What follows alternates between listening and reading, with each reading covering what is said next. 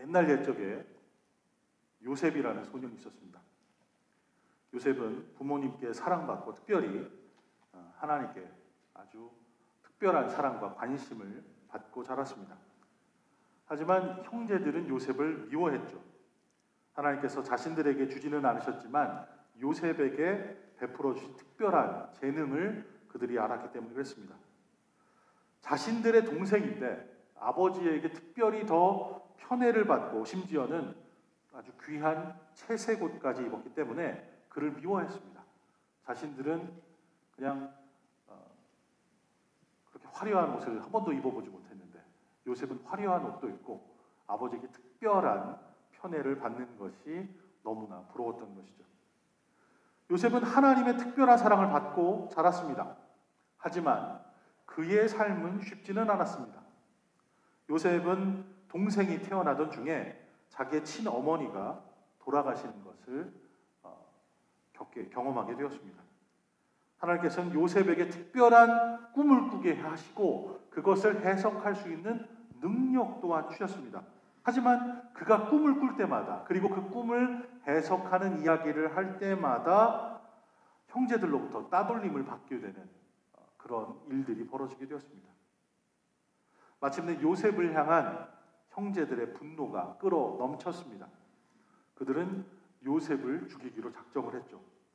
하지만 그렇게 화난 중에서도 냉정함을 찾은 그 몇 형제들이 말려서 이 요셉을 죽이는 것을 그만두고 대신에 그를 노예로 팔아서 멀리로 보내버리는 일을 하게 되었습니다.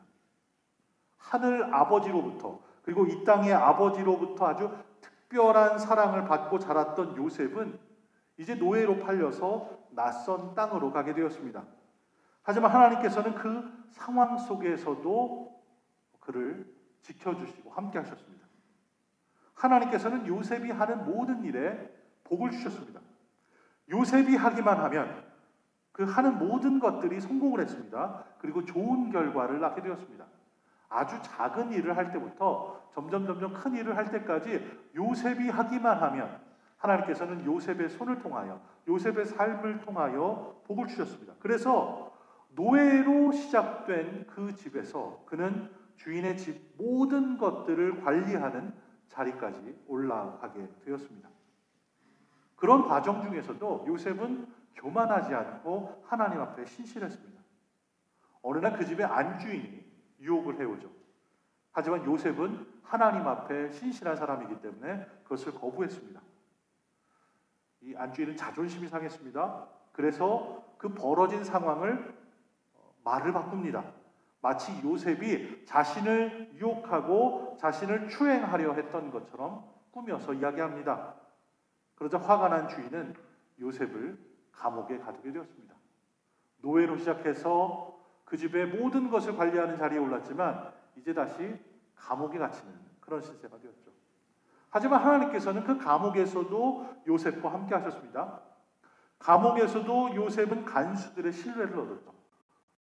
요셉이 하기만 하면 하나님께서 그것에 복을 주셨기 때문에 그랬습니다. 그래서 그는 감옥에 있었지만 그 감옥의 살림을 관리하는 그런 사람이 되었습니다. 감옥에서 요셉은 여러 사람들을 만나죠. 그 중에 이집트의 왕, 애굽의 왕 바로의 술을 담당하는 사람과 애굽의 바로 그 왕의 떡을 담당하는 그 두 관원, 아주 높은 관리들이 감옥에 갇혔었는데 그들을 만나게 되었습니다. 그 둘은 이상한 꿈을 꾸었습니다. 그런데 요셉에게는 하나님께서 주신 그런 놀라운 재능이 있었죠. 꿈을 해석하는 능력이었습니다. 그래서 하나님께서 주신 그 능력을 가지고 그들의 꿈을 해석해 주었죠. 그리고 그 두 사람은 각자 꾼 꿈의 내용에 따라 한 사람은 죽고 하나는 풀려나게 되었습니다. 한편 이 애굽의 왕궁에 있던 바로는 이상한 꿈에 잠을 못 이루는 그런 나날들을 보내게 되었습니다. 계속 똑같은 이상한 꿈을 꾸게 되었죠. 그래서 그의 몸과 마음이 심하게 불편한 상황이 되었습니다. 이 이상하고 괴상한 꿈에서 7마리의 아주 살찐 소가 나일강에서 나옵니다. 그리고 뒤이어서 7마리의 아주 비쩍 마르고 못생긴 소들이 따라 나옵니다. 꿈에서는 별의별 일이 다 생기죠. 이 나중에 나온 아주 비쩍 마르고 못생긴 7마리의 소가 그 앞에 나왔던 아주 살찌고 아주 든든하게 생긴 7마리의 소를 다 삼켜버리는 그런 꿈을 꿉니다. 이 같은 악몽에 계속 시달리는 바로는 이 꿈이 이야기하는 내용이 궁금해서 그 내용을 꼭 비밀을 알아야 할 것 같아서 이 내노라 하는 점술가들 그리고 철학자들을 다 불러 모았습니다. 뭔가 학식이 있다 하는 사람들은 다 왕궁으로 불러서 이 꿈의 내용을 그들에게 들려주고 그것에 대한 해석을 달라 그렇게 명령을 내렸습니다. 하지만 아무도 그 꿈을 명확하게 해석할 능력은 없었습니다. 그때 이 술 맡은 관원장이 예전의 경험이 떠올랐습니다. 자기가 감옥에 갇혔을 때 이상한 꿈을 꾸었는데 그 꿈을 해석해 주었던 요셉이라는 청년이 떠올랐던 것이죠. 그래서 그의 이야기를 바로에게 합니다. 이 바로는 꿈 해몽하는 재능이 있는 요셉의 이야기를 듣고 그를 불러냅니다. 감옥에 갇혀 있었던 이 요셉은 이제 바로 왕 앞에 서게 되었죠.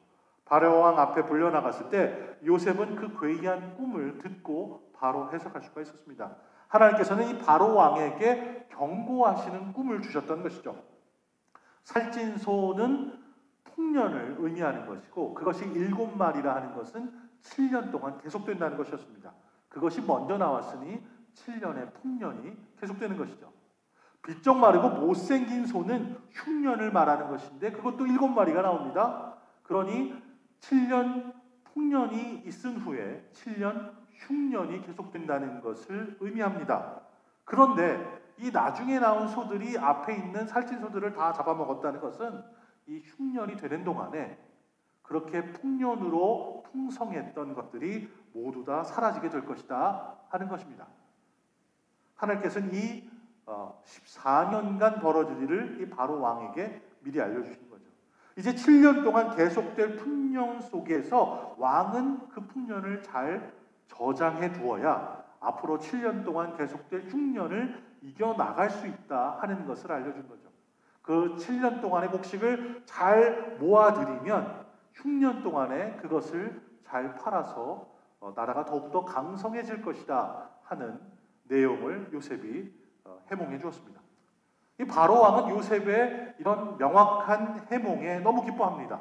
그리고 그 계획까지도 얘기한 그 요셉에게 이 곡식을 사고 파는 모든 일들을 맡기게 되는 것이죠. 이집트에 흉년이 닥칩니다. 이집트에만 그런 일이 생긴 게 아니죠. 북동쪽에 있는 가나안에도 흉년이 들었습니다. 그곳은 요셉의 가족들이 살고 있었죠. 그래서 이스라엘은 자신의 아들들 중에서 나이 많은 10명을 이집트로 보내어 곡식을 사오라 그렇게 명령을 합니다.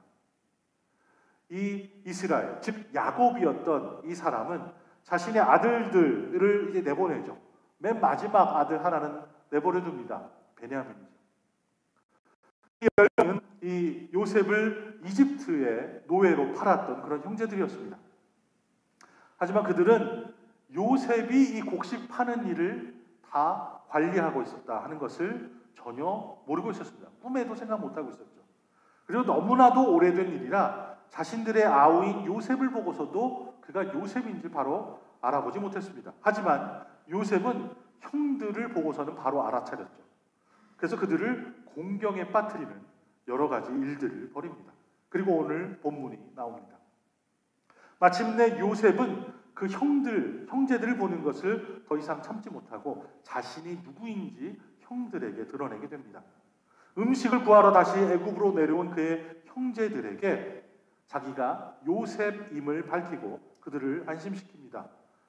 자신을 노예로 팔아서 넘겼던 형들에게 과연 무슨 말을 할 수 있을까요? 아마 요셉은 애굽으로 팔려온 그 날부터 이 형들을 만나서 이 이야기를 하는 그날까지 한 번도 이 가나안에 두고 온 자기 가족들에 대해서 잊지 않았을 겁니다. 좋은 추억도 물론 있었겠죠. 하지만 형제들이 자신을 애굽의 노예로 파는 일을 경험하는 사람 많지 않을 겁니다. 그러니 그것에 관해서 아주 씁쓸하고 아프고 때로는 끓어오르는 화가 있는 그런 생각들을 했을 겁니다. 하루도 빠지지 않고요. 그러니 가슴에 쌓아두고 있던 말들이 참 많았겠죠. 그 감정들이 참 많았을 겁니다. 과연 그날 형들에게 무슨 말을 할 수 있었을까요? 못된 일을 저지른 형들을 꾸짖었을까요? 바로 왕의 신임을 받는 오른팔과 같은 존재니 요셉이 뭐라도 명령을 내리기만 하면 충성스러운 신하들이 그 명령을 다 감당할 겁니다. 손가락 하나만 까딱하면 형들은 사형당할 수 있죠. 캄캄한 지하 감옥에 쳐놓고 무시무시한 고문을 할 수도 있었습니다. 여태까지 자신이 겪었던 모든 아픔들을 형들에게 다 되갚아 줄 수 있었죠. 손 하나만 까딱하면 그럴 수 있었습니다. 하지만 요셉은 그렇게 하는 대신에 그들의 목을 껴안습니다. 다시 형들을 만나게 된 기쁨에 눈물을 흘립니다. 요셉은 그동안의 일들을 뭐라고 이야기했을까요? 노예 생활했던 것, 감옥 생활했던 것에 관해 형들에게 불평을 했을까요? 당신들 때문에 이랬습니다. 그렇게 속에 있는 쌓아두었던 것들을 다 끄집어내었을까요? 산전수전 공중전을 잘 치르면서 살아남은 것에 대해서 자신의 아주 무용담을 그럴싸하게 자랑하면서 내놓았을까요? 아닙니다. 이렇게 얘기합니다. 형님들이 저를 이곳에 팔았다고 해서 근심하거나 자책하지 마십시오. 이 얘기를 제일 먼저 하죠. 안심시키는 이야기를 가장 먼저 합니다. 이는 하나님께서 생명을 구하시려고 저를 형님들보다 먼저 여기로 보내신 것이기 때문입니다. 요셉은 하나님께서 자신을 형제들보다 먼저 애굽에 보내셨다. 그렇게 이야기합니다. 이상하죠? 누구도 부인할 수 없는 사실은 요셉의 형들이 요셉을 애굽의 노예로 판 거죠. 그냥 멀리 가 이렇게 떠나보낸 게 아니죠. 너 여기 오면 혼내줄 거야. 멀리 딴 데 가서 살아. 이렇게 한 것도 아니에요. 그를 노예로 팝니다. 노예. 그럼에도 요셉은 형제들에게 이렇게 고백을 하죠. 하나님이 생명을 구원하시려고 나를 당신들보다 먼저 보내셨나이다. 하나님께서 큰 구원을 당신들의 생명을 보존하고 당신들의 후손을 세상을 계속 두시려고 나를 당신들보다 먼저 보냈다. 요셉은 그 모든 일어난 일들을 이렇게 이해하고 이렇게 해석을 합니다. 어떻게 요셉은 자기에게 못된 일을 한 형들에게 이렇게 고백할 수 있었을까요? 분명한 사실은 형들이 자기를 죽이고 싶을 정도로 미워했는데 그래서 애굽에 팔았는데 어떻게 요셉은 자기를 애굽에 보낸 분은 형님들이 아니라 하나님이다 이렇게 말할 수 있었을까요? 어떻게 자기를 괴롭히고 죽이려고 했던 사람, 미워했던 그 사람들에게 이렇게 전혀 다른 이야기를 할 수 있었을까요? 그 모든 고생의 시작을 그렇게 비롯한 그 형제들에게 어떻게 이렇게 전혀 다른 이야기를 할 수 있었을까요? 그날의 기억을 잊지 않았을 그 요셉인데 말이죠. 아마 저 같았으면 그 날들 동안 아주 칼을 열심히 갈았을 겁니다. 너무 열심히 갈아고 칼이 쬐끔해질 수도 있어요. 굉장히 날카롭겠죠. 내가 언젠가는 복수를 하리라. 한 번은 찌르리라. 그렇게 칼을 갈겠죠. 근데 요셉은 다릅니다. 그렇게 당하기만 했던 요셉이 이렇게 얘기를 하죠. 하나님은 큰 구원으로 당신들의 생명을 보존하고 당신들의 후손을 세상에 두시려고 나를 미리 보내셨다. 어떻게 이런 고백이 가능할까요? 요셉은 믿음으로 자신의 삶을 다시 받기 때문에 그렇습니다. 다시 말하면 요셉은 믿음이 있었기 때문에 형들이 자기를 애굽에 판 사실을 뛰어넘어서 그 안에 담겨 있는, 그 안에 역사하시는 하나님의 손길을 보았던 것이죠. 그리고 그 모든 것들이 하나님의 계획하심 안에 있었다는 것을 깨달아 알았다는 것입니다. 그래서 나를 이리로 보낸 이는 당신들이 아니요 하나님이시다라고 고백할 수 있었습니다. 17살 때 형들에게 애굽으로 팔려서 갔던 그가 39살이 될 때 형제들에게 이렇게 고백할 수 있었죠. 22년 기간 동안의 삶을 뒤돌아볼 때 그때 자신의 지혜와 경험만으로는 이해할 수 없는 일들을 겪었지만 그 가운데서도 하나님께서 그와 함께 하셨다는 사실을 경험했습니다. 그 진리를 경험했습니다. 그렇기 때문에 이 날이 있었다는 것을 요셉은 알고 있었죠. 그 날이 그렇게 왔기 때문에 자신들의 형제들의 생명을 보존하시고 그들의 후손들까지 이 세상에 두시려고 하시는 하나님의 계획을 깨닫게 된 것이었습니다. 자기가 아버지 야곱에게 형들보다 자기를 더 사랑하게 해달라고 부탁한 것도 아닌데 아버지의 편애를 받았죠. 자기가 자초한 것 아니었는데 형제들의 미움을 받았습니다. 자기가 구하고 싶어서 하나님한테 저한테 이런 재능을 주세요 한 것도 아니었는데 하나님께서 주셨죠. 자기가 꾸고 싶어서 꾼 꿈도 아닌데 그 꿈이 꾸어져서 형제들한테 미움을 받았죠. 자기가 시작한 게 아닌데 그런 일들이 일어났으니 억울했을 수도 있습니다. 문제에 집중하면 이건 내가 원한 것도 아닌데 하나님 주셨잖아요. 내가 이런 거 원하지도 않았는데 남들이 그렇게 한 건데 내가 왜 책임을 져야 합니까? 이렇게 할 수 있어요.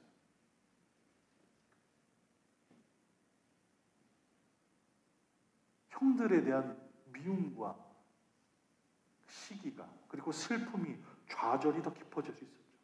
그뿐만 아닙니다. 바로의 신하 친위대장 애굽 사람 보디발의 집에서 그 아내의 억울한 누명을 받고 옥에 갇힌 것도 그렇습니다. 옥에서 그 술 맡은 관원과 떡 굽는 관원을 만나게 된 것도 그렇고 그들을 그 꿈을 해석해줘서 특별히 술 맡은 관원은 그것 때문에 살아났는데 자신을 잊어버린 것 안타까워할 수 있습니다. 내가 그동안 충성하면서 한 일이 이렇게 많은데 내가 어렵던 살림을 이렇게 좋게 만들어줬는데 자기가 했던 경험, 자기가 한 공로에 대해서 본전 생각이 날 수도 있죠.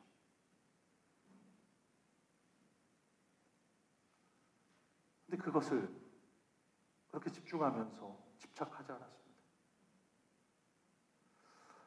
애굽 왕 바로의 꿈을 해석하게 돼서 애굽의 총리가 된 것도 그렇고 바로의 꿈대로 7년 특년, 7년 흉년이 있었던 것도 그 모든 것들이 어떻게 보면 그냥 다 우연히 일어난 것처럼 보일 수도 있습니다. 하지만 요셉은 믿음으로 그 모든 것들이 하나님의 커다란 계획 안에 있었음을 깨닫고 그것을 그렇게 삶으로 고백하고 형들에게 고백합니다. 다 하나님의 주권 속에서 일어난 일이죠. 하나님이 다스리신 세상 만물들을 통해서 이 모든 일들이 일어나게 하셨습니다. 예를 들어 저는 요셉이 억울한 누명을 쓰고 옥에 갇혔을 때 애굽 왕 바로의 신하였던 술 맡은 관원을 만나게 된 이야기를 생각해 봅니다. 이 만남 참 귀한 만남이죠. 만남은 우연이 아닙니다. 요셉은 죄를 짓지 않았는데 억울한 누명을 쓰고 그 감옥에 갇힙니다. 그때 그리고 그 감옥에서 술 맡은 관원장을 만나게 되죠. 죄 지은 사람과 죄가 없이 누명을 쓰고 온 사람이 감옥에서 만납니다. 그건 우연이 아니죠. 주권적인 하나님 뜻 안에서 만나게 하시려고 그 모든 일들을 그렇게 인도하신 것이죠. 그렇게 만나게 하신 것은 요셉으로 하여금 바로 왕의 꿈을 해석하게 하시고자 그 조각포들을 그렇게 맞추신 겁니다. 결국 요셉을 옥에서 건지셨을 뿐만 아니라 요셉으로 하여금 왕의 꿈도 옳게 해석하고 그 꿈에 따른 모든 계획들을 이루게 만들어 주신 것이죠. 그래서 하나님께서는 이 안 좋은 상황에서도, 우리가 원하지 않고 바라지 않고 기대하지 않았던 상황들 속에서도 우리 모두의 만남을 통해서, 우리가 함께 일하는 것들을 통해서 큰 역사를 이루어 주십니다. 하나님께서는 안 좋은 상황 속에서 좋은 만남을 베풀어 주시고 하나님의 구원의 뜻을 분명히 이루어 주실 것입니다.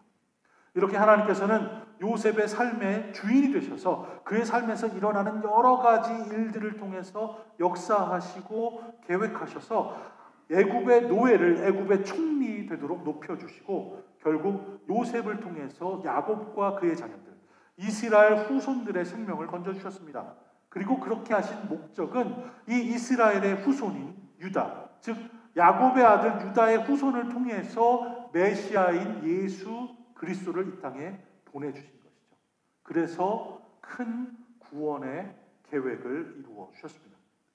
결국 요셉을 애굽으로 먼저 보내신 하나님께서는 하나님께서 이 땅의 독생자 예수 그리스도를 보내기 위한 계획을 그렇게 시행하신 것이죠. 당신의 아들이 고통당하고 죽으심 그리고 부활하시는 것을 통해서 우리 모두를 다 구원해 주셨습니다. 이것이 바로 하나님께서 예수 그리스도를 이 땅에 보내신 그런 구원 계획의 일입니다. 요셉은 외롭고 괴롭고 어려웠던 지난 세월을 바라봤습니다. 그리고 그 안에 가득 있는 하나님의 손길을 보았습니다. 하나님의 계획하심을 깨닫게 된 것이죠. 바로의 궁전에 요셉을 세우셔서 그의 가족과 수많은 사람들이 흉년의 어렵고 힘든 때를 이겨나갈 수 있도록 하신 그 계획을 보았습니다. 하나님께서는 요셉을 노예로 파시지 않았습니다. 하나님께서는 요셉을 감옥에 넣지 않으셨습니다. 노예가 되고 감옥에 갇힌 것은 죄 많은 사람들의 욕심들 때문이었죠. 하나님께서는 그런 못된 악행을 미워하십니다.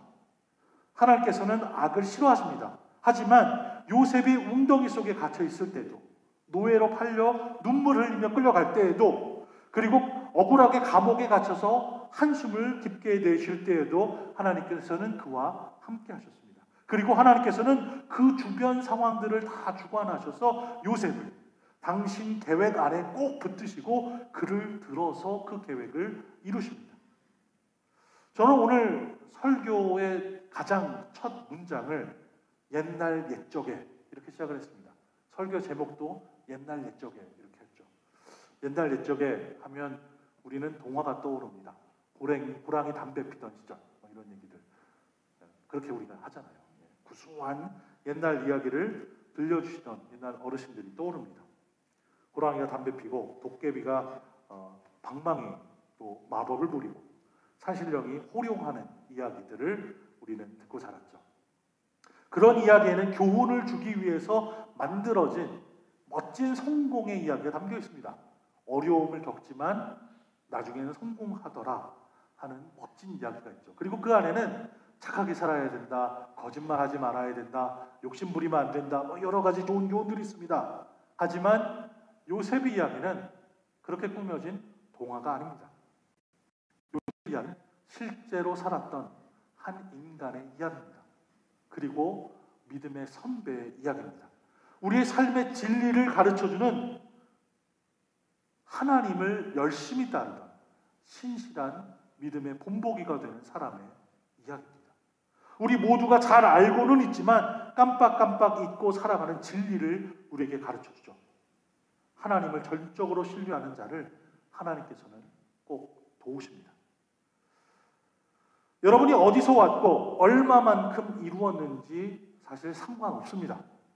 하나님께서는 당신에게 신실하게 함께해 주실 것입니다. 우리의 인생이 어떤 상황에 처해 있던 하나님께서는 그 안에서 함께 하십니다. 그리고 하나님께서는 성실하게 그 안에서 열심히 일하고 계십니다. 만약 우리가 예수 그리스도를 전적으로 신뢰한다면 우리는 구원을 받죠. 그냥 지옥불에서 건져내실 뿐만 아니라 하나님 계획에 속하지 않은 그 모든 것들로부터 우리를 구하여 주실 것입니다. 하지만 그렇다고 해서 우리 인생이 잔잔한 호수처럼 아무런 풍파도 없을 것은 아닙니다. 하나님께서 우리를 보호해 주시고 함께 하시니 우리는 아무것도 두려워할 건 없다 하는 이야기에는 우리는 한 번도 안 아플 것이고 한 번도 실패하지 않을 것이고 한 번도 좌절하지 않을 것이고 아픔도 없고 고통도 없을 것이다 하는 이야기가 결코 아닙니다. 때로는 우리는 웅덩이에 빠져있는 우리 자신을 보게 됩니다. 어쩌면 오늘 이 설교를 듣는 누군가는 그런 감정에서 여기 나와 있을지도 모릅니다. 꼼짝할 수 없어. 나 혼자 여기서 어떻게 하지? 누가 나의 고통을 알까? 그런 마음이 드는 분들이 있을 겁니다. 꼼짝할 수 없게 된 메인 몸이 되어 노예로 팔려가는 것처럼 자신이 원하는 것, 바라는 것 하나도 하지 못하고 남들이 하라는 것만 하며 살아가는, 그래서 답답한 자신의 모습을 마주할 때가 있습니다. 때로 헤어나올 수 없는 감옥에 갇힌 것과 같은 우리를 볼 때도 있죠. 요셉이 그러했던 것처럼 말입니다. 그럴 때 이것을 기억하십시오. 하나님께서는 그곳에서도 우리와 함께 하십니다. 웅덩이 안에서도, 노예처럼 팔려갈 때도, 감옥에 갇힌 것 같을 때도 우리와 함께 하십니다. 모든 것들을 지으시고 모든 것들을 다스리시는 전능하신 하나님께서 우리가 처한 모든 상황을 사용하셔서 우리가 가장 선한 것들로 바꿔주십니다. 옛날 옛적에 요셉이 하나님을 온전히 신뢰했을 때 하나님께서 그를 구하셨던 것을 기억하시기 바랍니다. 우리가 하나님만을 온전히 신뢰하면 하나님께서는 우리를 요셉처럼 구원하여 주실 것입니다. 우리 인생을 바라보면 우연의 연속인 것처럼 보입니다. 그냥 매일매일 닥치는 모든 일들이 왜 생겼는지 모르고 그냥 그런 일들이 계속 일어나는 것처럼 보여집니다.